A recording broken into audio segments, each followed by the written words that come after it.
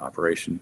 Does it increase my technology risk? Do I have the supply chain for that? Is there what can go wrong? All these things you learn over time, and just don't underestimate what it means to have 30 years of experience in this field.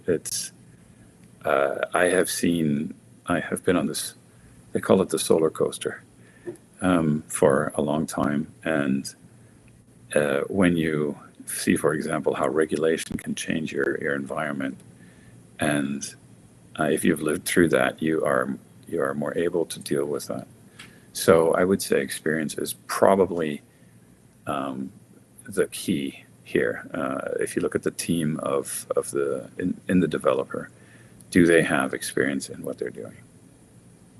Do they have the knowledge to cope with sideswipes, with unexpected events?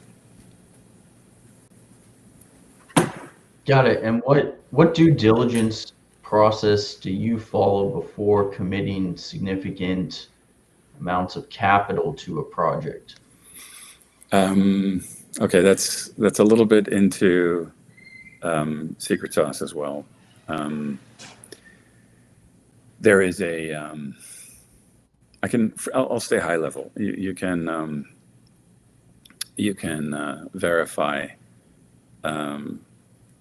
land ownership or control, interconnection readiness, or timeline.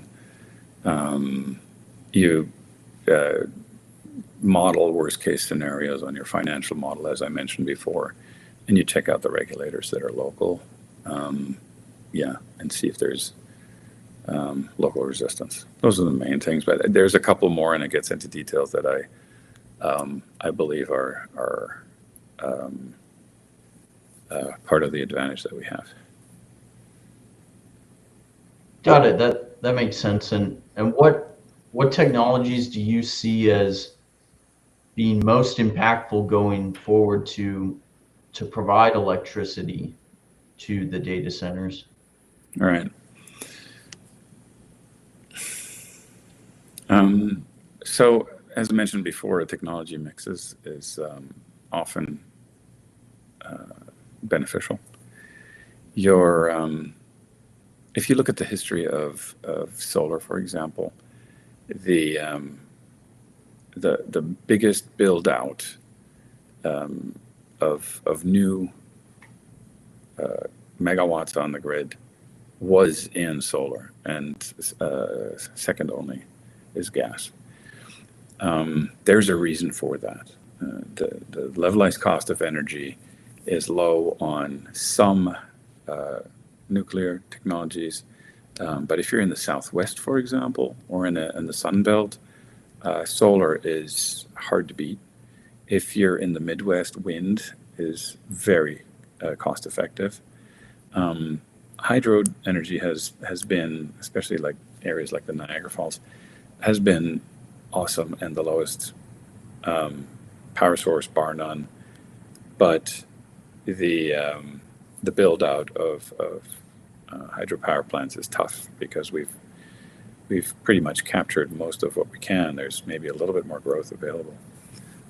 But if you look at, while it has fallen out of fashion under the current government, we have seen a trend in the past, and we are still seeing it globally, that renewables are important and are advancing.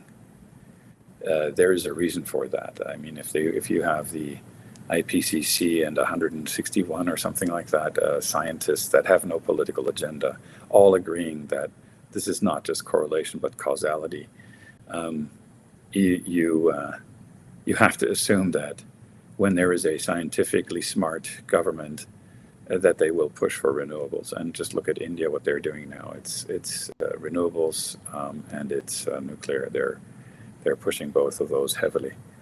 So I believe that this is a trend that will continue.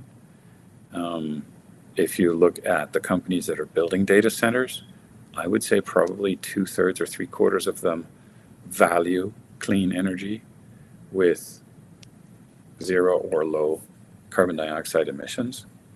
So I've been on this solar coaster for 30 years, and I've been saying this for 20 years, that the future is bright. The future of solar is bright. So I believe that solar and renewables, and I believe that wind will have a comeback. There is an education that needs to take place, but I'm not giving up on renewables. So that's where I think that the low carbon, the simple answer is that the low carbon energy forms are going to win long term. Got it. And how do you think about nuclear and battery energy storage systems as well for supplying power? All right, I've mentioned that is a good combination. If you look at base power, so you want to have some non-intermittent or firm power source. Well, you can go with fossil fuels, but if you look at the reserves that we have, especially on oil, it's not a lot.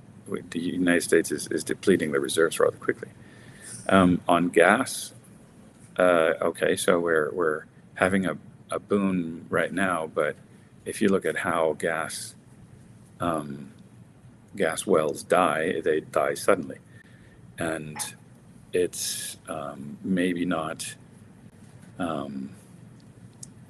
as fast as other fossil fuels. Coal, I don't think is a very smart idea right now because of the environmental aspect. So again, I believe that low carbon solutions are the long term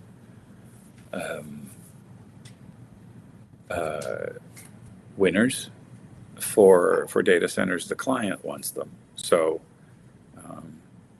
if gas is all you have, you probably are missing out on those that can afford not to put in gas. I mean, there's a time issue here. So there's a need currently for the data center operators to accept carbon dioxide emitting fuels, but I don't believe that's a long-term strategy.